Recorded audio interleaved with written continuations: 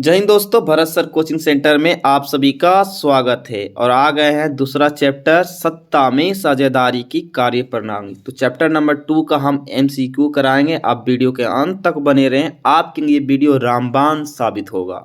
तो स्टार्ट करते हैं आज का पहले प्रश्न से। पहला प्रश्न क्या है सर, सुनिएगा ध्यान से। संघ सरकार का उदाहरण है। देखिए कितना बार पूछा गया है कि 2021, 2020, 2019, 2018, 2018, 15, 13 में इतना इंपॉर्टेंट क्वेश्चन है कि संघ सरकार किसका उदाहरण है। तो देखिए संघ सरकार जो उदाहरण है अमेरिका का उदाहरण है। अब कैसे बोलेंगे, संघ का मतलब होता है केंद्र। एकात्मक शासन व्यवस्था किस देश में है, तो अमेरिका देश में।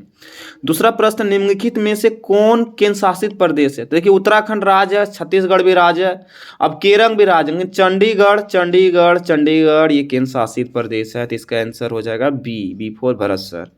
भारत की किस प्रकार की शासन प्रणाली। तो देखिए भारत में सबसे पहली बात तो संघात्मक बांग्लादेश है, संघीय व्यवस्था है। और यहाँ पे कैसा, संसदीय। ऑप्शन नंबर बी पे आप जाइए, संघीय और संसदीय व्यवस्था है। भारत किस प्रकार के शासन व्यवस्था है, तो संघीय और संसदीय।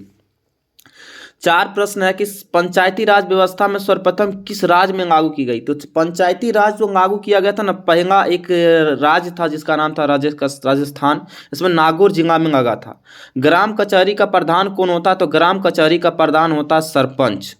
अगला क्वेश्चन है, वर्तमान में भारत में कितने केंद्र शासित प्रदेश है, तो 8 केंद्र शासित प्रदेश। अगर राज्य पूछे तो कितना बताइएगा, 28 राज्य और 8 केंद्र शासित प्रदेश है।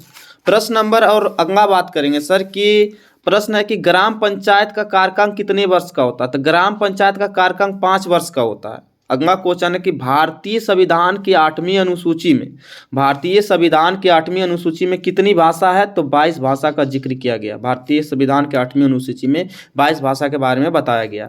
प्रश्न अगला है कि पंचायती राज संस्था को संवैधानिक दर्जा किस संविधान संशोधन में प्राप्त हुआ। तो 73वां संविधान संशोधन 1992 में जो हुआ, उसी में संवैधानिक पंचायती राज को दर्जा मिला था।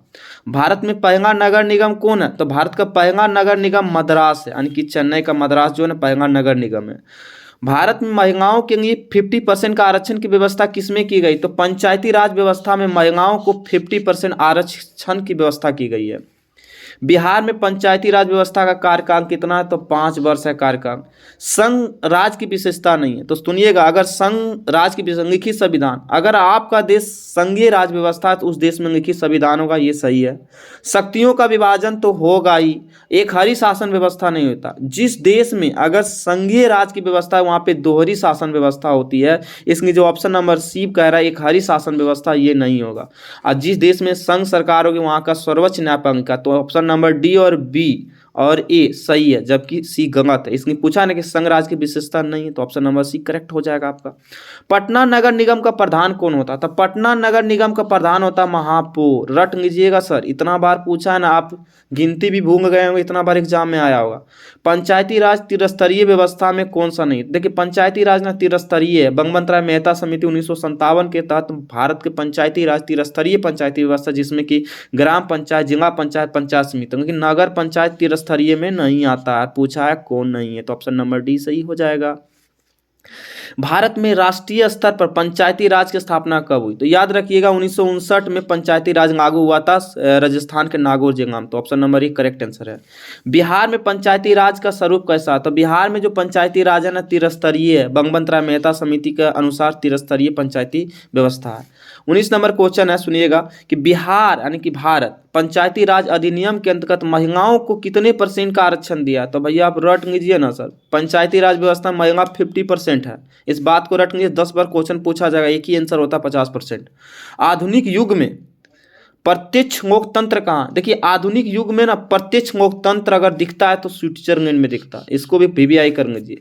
भारत में योजना आयोग का गठन कब हुआ, तो 15 मार्च 1950 में हुआ। अभी योजना आयोग को बदल कर क्या रखा गया, नीति आयोग। 1 जनवरी 2015 में मोदी जी आए हैं नीति आयोग लेके। भारत में सर्वोच्च न्यायालय में मुख्य न्यायाधीश का नियुक्ति कौन करता है, आप नहीं जानते तो राष्ट्रपति मारी आंख बंद करके एकदम 100% सही होगा। सबसे ज्यादा कोई अगर नियुक्ति करवाता है तो राष्ट्रपति करता है, और सर्वोच्च न्यायालय का जो मुख्य न्यायाधीश होती है ना उसका नियुक्ति करता है राष्ट्रपति। समवर्ती सूची में रखा गया। देखिए भैया, एक होता है संघ सूची जिसमें कि केंद्र सरकार का पावर होता है, अगर राज्य सूची है तो राज्य सरकार कानून बनाएगा, लेकिन यहाँ पे समवर्ती सूची कह रहा था। समवर्ती सूची में केंद्र और राज्य दोनों का अधिकार होता है, दोनों कानून बनाता है।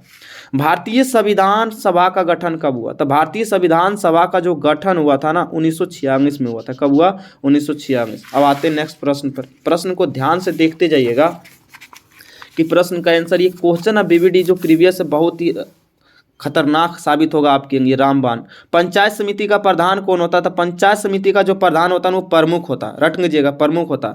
बिहार के नगर निगम वार्ड में न्यूनतम संख्या कितनी है? तो बिहार में जो नगर निगम यानी कि शहर में न्यूनतम पूछे तो 42, अधिकतम पूछे तो 75।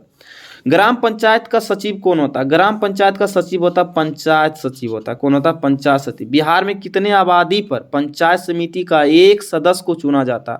तो बिहार में अगर पंचायत समिति को अगर चुनना है तो कम से कम 5,000 वोटर होना चाहिए, तब पंचायत समिति होता है। तो याद रखिएगा, भारत के संघ और राज्य के बीच में अधिकारों का विभाजन कितनी सूचियों में की गई थे? तो भैया पता है ना कि समवर्ती सूची, संघ सूची, राज्य सूची, ये जो भारतीय संविधान की 7वीं अनुसूची में संघ सूची, राज्य सूची और समवर्ती सूची, यही तो विभाजन किया गया था। इनमें से कौन सा केंद्र शासित प्रदेश नहीं? मिजोरम तो दिल्ली है, मिजोरम तो राज्य है, दिल्ली केंद्र शासित प्रदेश, पुडुचेरी केंद्र शासित प्रदेश, लक्षद्वीप, तो मिजोरम आंसर होगा। कौन सा केंद्र शासित प्रदेश नहीं है? तो मिजोरम, ये तो राज्य है। संघीय व्यवस्था की सरकार, संघीय व्यवस्था सरकार में होती है, जो संघीय व्यवस्था सरकार होती है उसमें कैसा होता है? तो बहुदलीय होती है। कैसी व्यवस्था होती है? संघीय, जैसे कि भारत बहुदलीय व्यवस्था होती है। निम्नलिखित में कौन सा एक कारक ग्राम कचहरी का अंग नहीं है? तो देखिए भैया, एक बात बताएं, न्याय मित्र, सरपंच और न्याय सचिव ये सब ग्राम कचहरी का अंग होता है, लेकिन मुखिया पंचायत समिति का होता है। यहाँ पे ग्राम कचहरी का नहीं होगा, ग्राम कचहरी का सरपंच होगा। ग्राम कचहरी का प्रमुख पूछा जाता है, कौन होता है? सरपंच होता है।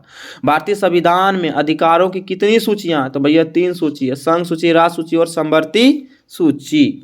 अगला प्रश्न, वर्तमान समय में विश्व के करीब कितने देशों में संघात्मक शासन व्यवस्था? तो 25 से 50 देश है संघात्मक शासन व्यवस्था को अपनाया। भारतीय स्वतंत्रता अधिनियम 1947 के तहत भारत में उस समय कितनी देशी रियासत थी? तो रट लीजिएगा, 563 देशी रियासत था। स्वतंत्रता अधिनियम 1947 आज़ादी के समय भारतीय संसद ने किस संविधान संशोधन को 1992 में पारित किया था? तो देखिए सर, यहाँ पे 74वां संविधान संशोधन दे रहा है, लेकिन मेरा जहाँ तक मानना है कि देखिए, एगो 72वां संविधान, 73वां संविधान संशोधन, एक 74वां संविधान संशोधन। 74वां संविधान संशोधन 1993 होगा, जबकि 73वां संविधान संशोधन 1992 होगा। चलिए, पंचायती राज प्रणाली की विधिवता शुरुआत बंगबंत राय मेहता समिति के अनुसार 2 अक्टूबर 1959 में राजस्थान के किस जगह में पंचायती राज लागू किया था? नागौर जगह में। इस क्वेश्चन को रट लीजिए, पंचायती राज जो लागू किया गया था ना 2 अक्टूबर 1959 में राजस्थान के नागौर जगह में। किस समिति पर? बंगबंत मेहता समिति। यही बंगबंत राय मेहता समिति जो कि 1957 में गठन किया गया, जिसके अनुसार से पंचायती राज व्यवस्था त्रिस्तरीय पंचायत है, जिसमें कि पंचायती राज, ग्राम पंचायत और जिला पंचायत ये सब है। नगर निगम के मुख्य प्रशासक कहा जाता है? नगर निगम को नगर आयुक्त कहा जाता है। नगर निगम को निर्वाचित को प्रधान को क्या कहा जाता है? तो महापौर। क्या कहा जाता है? नगर निगम का निर्वाचित प्रधान महापौर होता है। उसके बाद अगला क्वेश्चन के स्थानीय स्वशासन की सबसे धरातलीय संस्था कौन होती है? तो भैया ग्राम पंचायत होता है। सबसे स्वशासन जैसे स्थानीय स्वशासन यानी कि ग्राम पंचायत। ग्रामीण क्षेत्र में परिवर्तित होने वाली स्थानों पर स्थापित होती, तो क्या होता है? इसका आंसर बी हो जाएगा, नगर पंचायत। भैया न्याय मित्र निम्नलिखित में किस संस्था का सेवक होता है? तो न्याय मित्र जो होता है ना वो ग्राम कचहरी का, न्याय मित्र ग्राम कचहरी का अंग होता है। तो कैसा लगा ये वीडियो? पंचायती समिति का अगला प्रश्न सुनिएगा ध्यान से कि पंचायत समिति, कौन सा समिति बोल रहा है? पंचायत समिति का कार्यपालक पदाधिकारी कौन होता है? तो प्रखंड विकास पदाधिकारी, कहने का मतलब है BDO, block development officer. Bihar में पंचायती राज संस्था होती है, कैसी है? त्रिस्तरीय पंचायती राज है ना। कौन सा पंचायती राज त्रिस्तरीय की संरचना को नहीं मानती? तो भैया ग्राम पंचायत तो है ही, पंचायत समिति भी है, जिला पंचायत, राज परिषद नहीं है, ये त्रिस्तरीय को नहीं है। 1953 में गठित राज्य पुनर्गठन आयोग का अध्यक्ष कौन था? तो याद रखिएगा 1953 में फजल अली के ही अध्यक्षता में 1953 में राज्य पुनर्गठन आयोग की स्थापना हुई थी। और जब बोंगे अधिनियम तो 1954, आयोग बोंगे तो 1953, अध्यक्षता बोंगे तो फजल अली, याद रखिएगा। भारतीय शासन प्रणाली कैसी है, तो भारत को जो शासन प्रणाली संघात्मक है, क्योंकि भैया केंद्र सरकार राज्य सरकार दोनों यहाँ पे कानून बनाता है। भारतीय संविधान के 73वां संविधान संशोधन में किसका विकल्प सही था, पंचायती राज।